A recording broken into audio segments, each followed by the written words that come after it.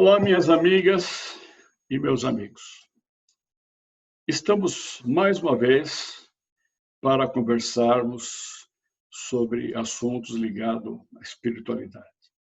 O assunto de hoje é bem interessante. Por que somos ansiosos? Antes de começarmos, eu gostaria de fazer uma abertura na qual, pedindo a Deus que abençoe a todos vocês com muita luz, com muito amor, com muita harmonia, que uma grande vibração, que nós possamos ter uma sinergia muito grande, onde Deus, através da sua infinita bondade, do seu infinito amor, através do plano espiritual, possa nos abençoar. Agradecemos também essa casa maravilhosa, o reencontro, uma casa cheia de ternura, cheia de amor, com uma vibração extraordinária, onde o bem sempre é gerado para aqueles que procuram o seu atendimento.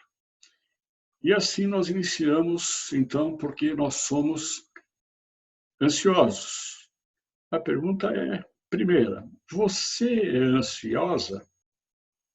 E você, meu amigo, é ansioso? Eu me pergunto, e eu sou ansioso? Claro, todos nós temos um certo grau de ansiedade. Uns têm mais, outros têm um pouco menos, mas todos temos. A ansiedade, ela não é só nos tempos atuais. Vamos verificar como é que era no tempo do Mestre, no tempo de Jesus, ou seja, 2000 anos atrás. Se nós procurarmos no texto bíblico, nas Sagradas Escrituras, nós encontraremos em Mateus, capítulo 6, versículo 26. Não vos inquieteis com o dia de amanhã, pois o dia de amanhã cuidará de si próprio. A cada dia basta o seu cuidado. Então, há 2000 anos atrás, o Mestre já falava a respeito de não vos inquieteis, ou seja, não sejais ansioso pelo dia de amanhã, pois o dia de amanhã ele cuidará de si próprio. E outra coisa interessante que Mateus deixou registrado: a cada dia terá o seu cuidado. Muito bem. Se Mateus, seu mestre, já falou, não se inquieteis, não seja ansioso, é porque existia ansiedade. E a ansiedade deveria ser muita, porque senão ele não teria feito nenhuma referência, não vos inquieteis com o dia de amanhã. Olhando um pouquinho mais, vamos falar de Paulo em carta ou epístola aos Filipenses. É o capítulo 6, versículo 8. Não sejais ansioso por coisa alguma. Não sejam ansiosos por coisa alguma, mas pelas orações, pelas súplicas, pelas ações de graça, apresentam a Deus. Então, Paulo já citou também, só que ele foi muito claro. Não andem ansiosos por coisa nenhuma. Foi direto e objetivo. O não inquieteis com o dia de amanhã. Ele já foi mais claro ainda, foi mais a fundo. Não andem ansiosos por coisa alguma, mas pela prática das orações, das preces, das meditações, chegam até Deus. Então, isso há 2000 anos atrás. Só fazendo aqui um parênteses que eu acho bastante interessante, Paulo foi o precursor do ensino à distância. É isso mesmo. Paulo foi precursor do ensino à distância. Por quê? Paulo não conseguia estar em todos os lugares ao mesmo tempo, porque Paulo viajava muito. Então, ele escrevia cartas. Então, nas suas cartas, ou que se diziam as epístolas, eram aconselhamentos, eram todos ligados à parte espiritual, a toda a parte do cristianismo que estava nascendo. Então, ele mandava para os seus amigos, os seus assistentes, né? Ele escrevia, por exemplo, colocações de procedimentos, de protocolos, de aconselhamento, puxão de orelha. Ele deu uma vez um puxão de orelha muito grande em Tito, porque Tito ele reclamou que os gentios, porque na realidade era o seguinte, nós tínhamos os judeus e os não-judeus. Os não-judeus eram os gregos, os cipriotas, os indianos, assim por diante. E os judeus também, por sua vez, não se misturavam. Então, eles eram chamados de gentios. E Paulo foi o que queria trazer essas pessoas, os não-judeus, exatamente para o cristianismo. Então, Paulo, ele escrevia, então ele deu um puxão de orelha em Tito, dizendo que o Tito ele tinha que ser mais compreensivo, ele tinha que ser mais cristão, ele tinha que ter mais bondade, ele tinha que ter paciência e não ansiedade para resolver todos os problemas. Então, eles pegavam essas cartas, eles copiavam e repassavam, e estudavam tudo que Paulo mandou. Em relação aos protocolos, eram os procedimentos que eles deveriam ter para com os que eles estavam procurando os adeptos, ou certo, para evangelização. Paulo foi um tremendo, vamos dizer assim, entre aspas, um professor, exatamente mostrando o caminho do cristianismo. E a palavra cristianismo nasceu entre Paulo e Lucas. Eles estavam em Roma, conviveram um bom tempo em Roma juntamente com Pedro, e aí eles queriam dar um nome que não fosse um nome dos seguidores de Cristo. Então eles falaram, não, vamos dar um nome, cristianismo. Então foi Paulo, junto com Lucas, que deram o nome de cristianismo. Então Paulo foi magnífico. Voltando novamente à ansiedade. Então nós já vimos que não se inquieteis com o dia de amanhã, não ande ansiosos por coisa alguma. Agora, se nós voltarmos ainda milhões de anos atrás,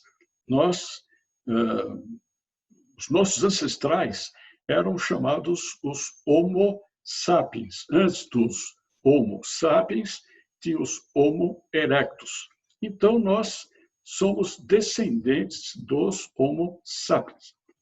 Viviam em cavernas, viviam na escuridão, tinham medo de trovões, tinham medo dos relâmpagos, eles tinham medo das enchentes, daquelas chuvas torrenciais e se abrigavam em cavernas. E as cavernas eram escuras. Então, essas escuridões, né, das cavernas, isso está sendo provado, hoje se prova, que geneticamente chegou até nós. Então, tem pessoas que têm pavor do escuro, têm medo do escuro. Repare que as crianças pequenas, até uma determinada idade, têm medo do escuro. E, em parte, isso vem através da genética. Hoje tem um ramo da genética, que é a epigenia, que se estuda as células e a genética. Então, a teoria de Darwin, da evolução da espécie, não é só ela que contribui para as modificações genéticas, mas nós temos 90 bilhões de células pelo corpo. E essas células, está provado que cada célula tem uma memória. E na memória, ela vai ficando e ela vai passando de geração em geração até que exista uma modificação genética. Isso está hoje comprovado. Então, provavelmente, uma parte do medo da escuridão vem lá de trás. E eles, os nossos ancestrais, eles tinham que enfrentar os grandes animais de grande porte. Eles tinham medo. E o medo gerava ansiedade. Então, eles não saíam sozinhos para fazer uma caça. Eles iam em grupo, porque eles não tinham armas. Eles não tinham nenhum meio de combater ou abater esses grandes animais. E eles também não plantavam, não tinha ainda uma comunidade evoluída. Então, eles tinham medo.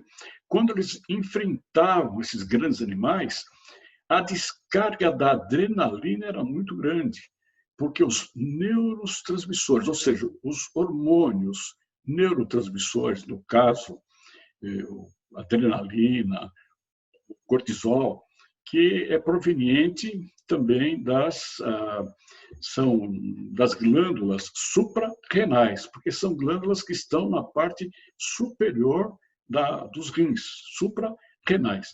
E descarregava isso no sangue, que exatamente era uma forma deles poderem reagir. Então, quando eles defrontavam com alguma coisa que dava medo, essa descarga de adrenalina fazia com que eles tomassem uma posição.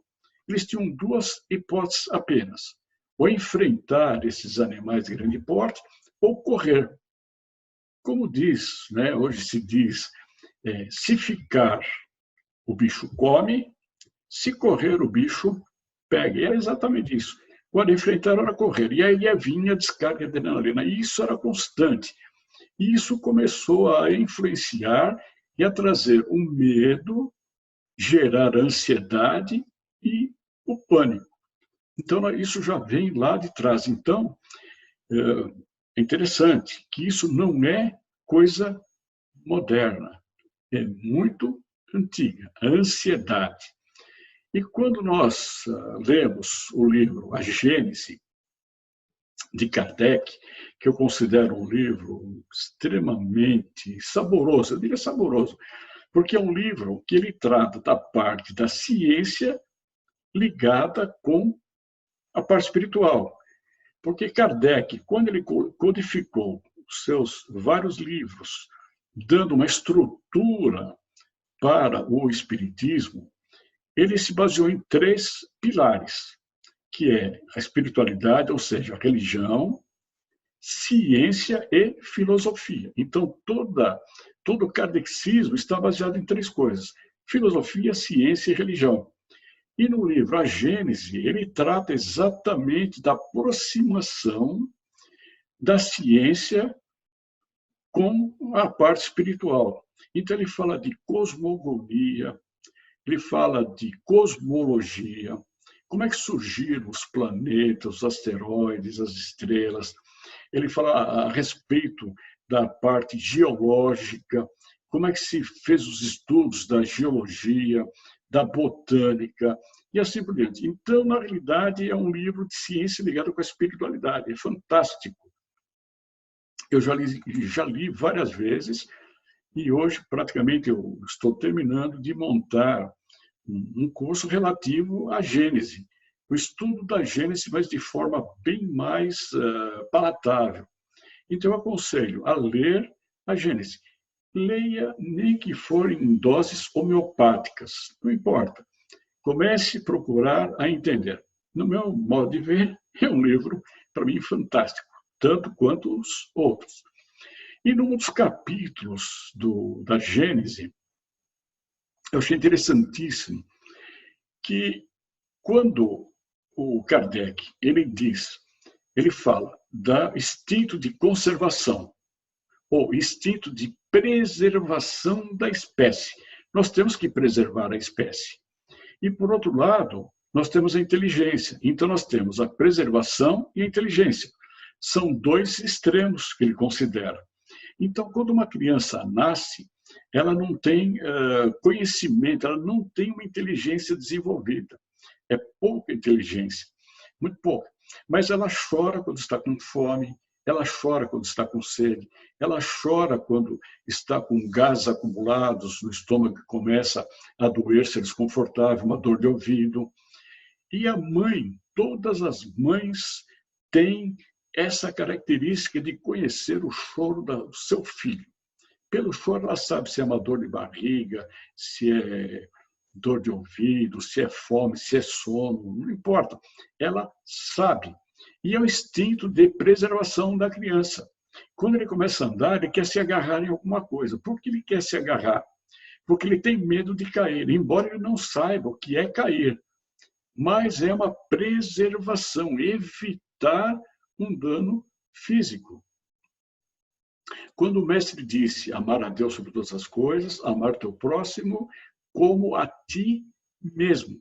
Esse a ti mesmo é exatamente isso, é preservação da vida, é da autoestima que nós temos pela vida. Então, a criança, ela passa pela socialização familiar, depois ela vai para ela vai desenvolvendo a socialização familiar e depois ela entra na socialização da sociedade. Então, a parte social, ela começa a ter uma vida social.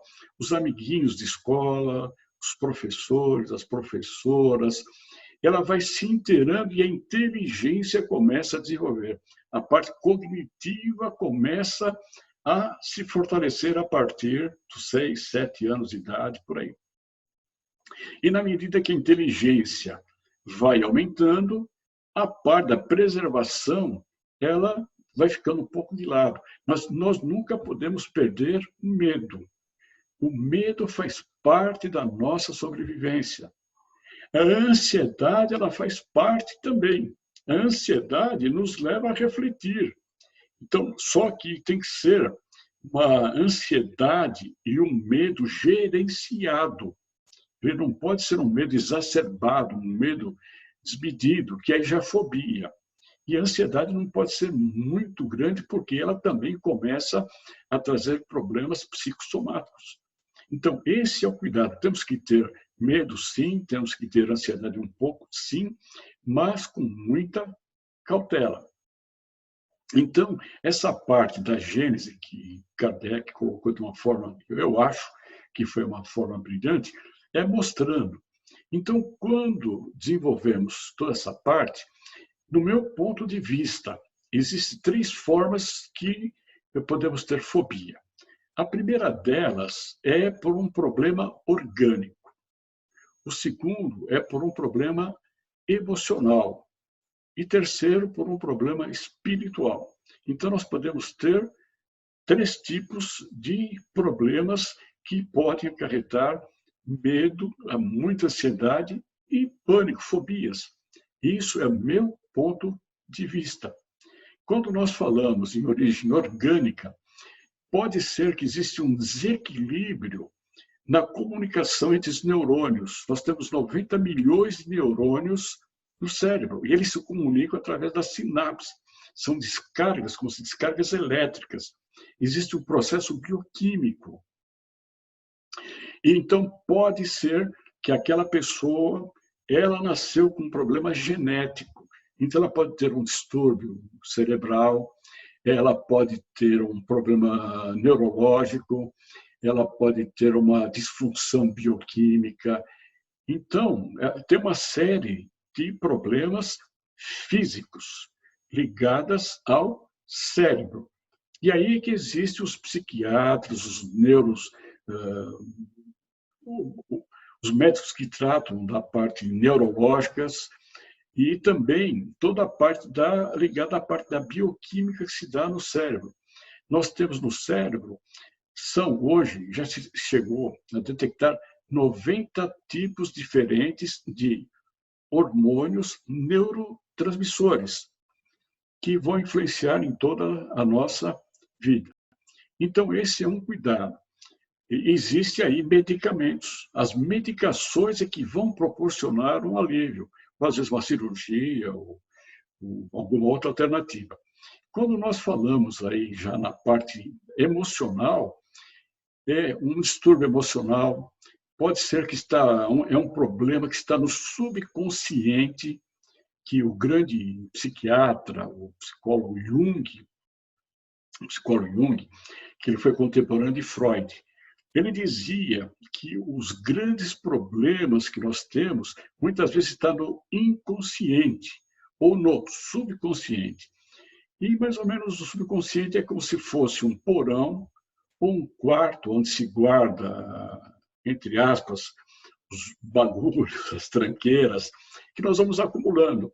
Então, você acumula a caixa com livros, discos, cartas, fitas, discos, CDs, tem lá um monte de coisa, muita coisa. E fica armazenado, e vai ficando, até que um dia você vai lá, abre uma caixa, vê uma carta, vê alguma coisa, vai te remeter ao passado. Então, no subconsciente também existem problemas ligados a essa parte emocional. Aí é que entram os psicólogos, os terapeutas. Eu tenho amigas psicólogas e um amigo psicólogo, grandes profissionais, que estão usando as orações para tal, para ajudar a resolver esses problemas. Depois nós temos também a de origem espiritual, que pode ser de vidas passadas, pode ser de reencarnações, pode ser de causas e consequências. Então, existe uma série de problemas que podem ser espirituais, ligada a alguma coisa que ficou lá no passado, alguma coisa que trouxe uma descompensação.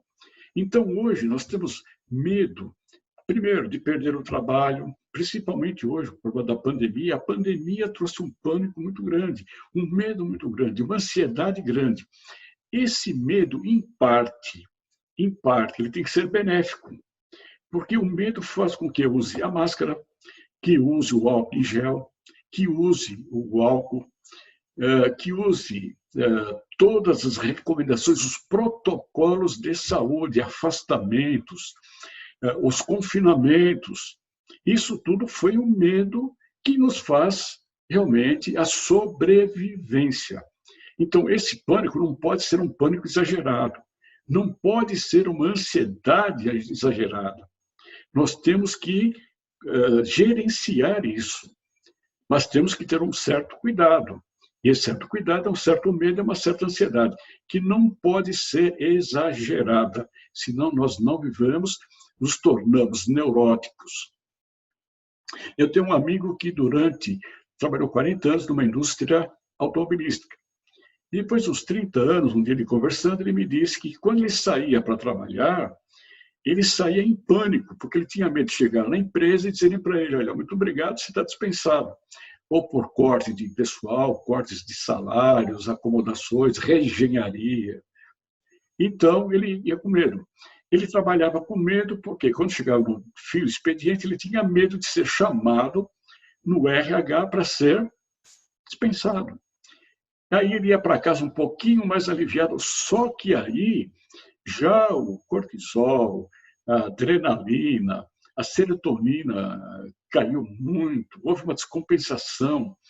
E hoje ele é aposentado, só que ele tem pressão alta, depressivo, tem síndrome, não digo que é o síndrome do pânico, porque a síndrome do pânico é aquela falta de ar, é acelerar o batimento cardíaco acelerado, parece que está tendo um infarto, a sudorese muito, suor, falta de ar, parece que vai morrer. E ele tem um pouco disso, mas tudo foi originado pelo medo de perder o emprego. E isso acabou com a sua saúde. Então, note, quando nós falamos em como lidar com isso, aí que vem as orações, as preces. Foi o que Paulo disse, que nós não podemos sermos ansiosos com nada. Na realidade, o que ele quis dizer, que nós temos, que quando ele diz as preces, etc., porque hoje está provado, desculpe, hoje está provado cientificamente que a prece, as meditações, essas concentrações de pensamento, as reuniões, às vezes uma palestra que se faz nos centros espíritas, ou mesmo em outras religiões, esses encontros criam uma energia muito grande. E aí é que produz um dos neurotransmissores fundamental, que é a serotonina, que ela é chamada também de hormônio da felicidade. Hormônio da felicidade, que é a serotonina. E ela é produzida quando nós estamos orando. Ela é produzida quando nós estamos meditando. Hoje, aqui, nós estamos conversando, falando de Deus, de Mateus, de Paulo, da parte cristã. E isso provoca um bem-estar. Esse bem-estar que você está sentindo nesse instante, eu estou sentindo um bem-estar aqui nesse instante que eu estou falando. É a serotonina que está sendo produzida. Porque o pensamento é uma forma de energia, está provado. Como nós temos, por exemplo, o calor é uma onda de energia térmica. A luz é uma energia luminosa em trânsito. O som, que vocês estão me ouvindo, é uma energia sonora em trânsito. O pensamento é uma energia em movimento, em trânsito. Como o calor, como a luz, como o som, o pensamento também é uma energia em movimento, que vai até a glândula pineal, e a glândula pineal, através de todo o sistema biofísico, bioquímico, vai produzir os hormônios, principalmente, por exemplo, a dopamina, que nós temos que ter pela manhã, levantar para ir trabalhar. Nós temos que ter a serotonina já um pouco mais para o fim da tarde, depois a melatonina à noite para repousarmos, e também tem uma outra, oxitocina. Oxitocina, ela é chamada de hormônio neurotransmissor do amor. Uma mãe, quando está aleitando o seu filho, alimentando, ela tem um amor tão grande pelaquela criança, é um amor fantástico. Então, ela tem uma vibração muito grande, a frequência de vibração é grande. Então, o que acontece? Aquele pensamento dela vai ser transmitido para a glândula pineal. E a glândula pineal, através de todo o seu sistema, do sistema neural, vai produzir oxitocina. E a oxitocina, a criança vai receber esse tipo de hormônio, que é chamado hormônio do amor.